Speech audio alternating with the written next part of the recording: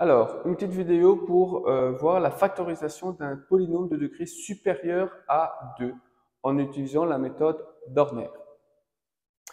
Alors, première remarque, si ici on va essayer de factoriser le polynôme moins x cube moins x carré plus x moins 2, si vous n'avez pas de terme indépendant, c'est-à-dire ici vous n'avez pas moins 2, la première chose à faire c'est de mettre le x en évidence. Toujours, dès qu'il n'y a pas de terme indépendant, on sait mettre x en évidence.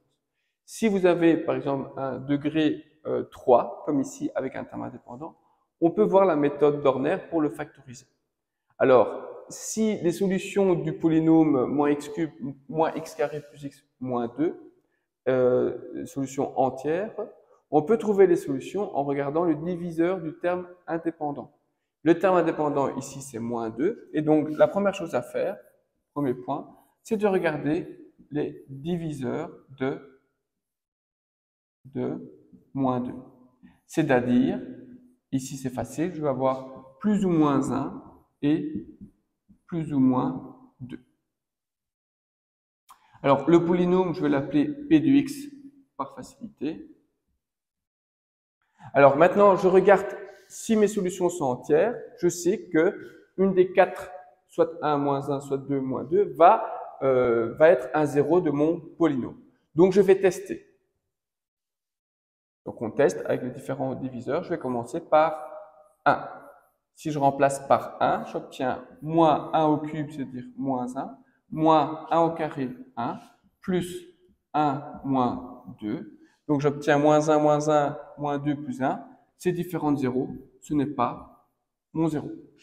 Je remplace par exemple par 2.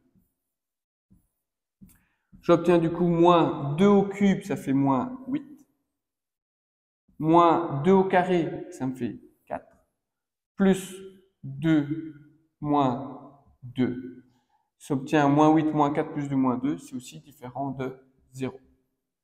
Du coup, je vais tester avec moins 1.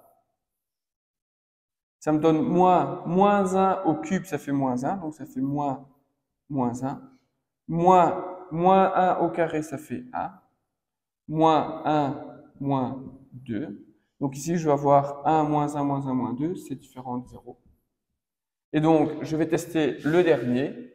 Normalement, ça va être le bon. Par moins 2. Ça me donne moins 2 au cube, ça me fait moins 8. Moins, je remplace x par moins 2, donc moins 2 au carré, ça me fait 4. Moins 2, moins 2. Donc ici, je vois que j'obtiens 8, parce que moins c'est positif. Moins 4, moins 2, ça me fait 8, moins 8, ça obtient bien 0.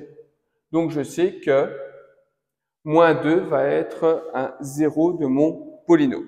Alors, si moins 2 est un 0 de mon polynôme, je vais pouvoir créer la grille d'Horner, mon troisième point. Alors, ce que je vais faire, c'est que ceci, moins 2, je vais le placer ici. Et au-dessus, ce que je vais mettre, c'est tous les coefficients de chaque degré. Donc, c'est-à-dire que, hop, voilà, je prends le coefficient du degré 3, c'est-à-dire le terme juste avant x cube, c'est-à-dire moins 1. Ensuite, je regarde le coefficient de x carré, c'est-à-dire le terme juste avant x carré, c'est aussi moins 1. Je regarde le terme en x, donc le coefficient de x, c'est bien 1. Et du coup, je termine par mon terme indépendant, c'est-à-dire ici, moins 2. Alors, attention qu'il faut mettre chaque degré. C'est-à-dire que ici, vous devez avoir, ici j'ai du x cube, j'ai bien mon coefficient, x carré, j'ai bien mon coefficient, x, j'ai bien mon coefficient et mon terme indépendant. Si par hasard, dans votre polynôme, vous n'avez pas de x, le coefficient, s'il n'y a pas de x, vous devez mettre 0. Alors, la méthode d'Horner, premièrement, je dois descendre le premier nombre, donc je descends moins 1. Ensuite, je les multiplie. Moins 2 fois moins 1, ça me fait 2. Ensuite, j'additionne. Moins 1 plus 2, ça me fait 1. Je recommence le procédé.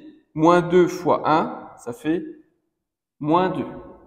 J'additionne. 1 moins 2, ça me fait moins 1.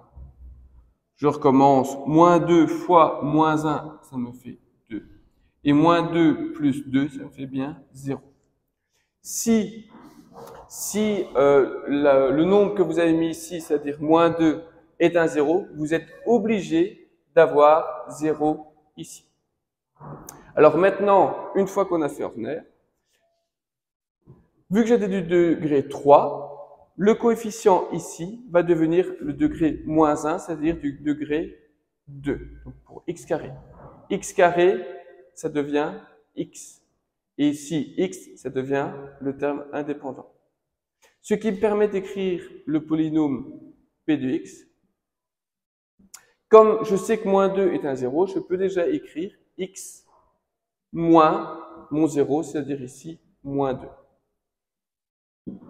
Fois, et maintenant je reprends la dernière ligne de mon tableau d'ordinaire et je regarde. Donc moins 1, c'est le coefficient de x carré, donc ça me donne moins x carré.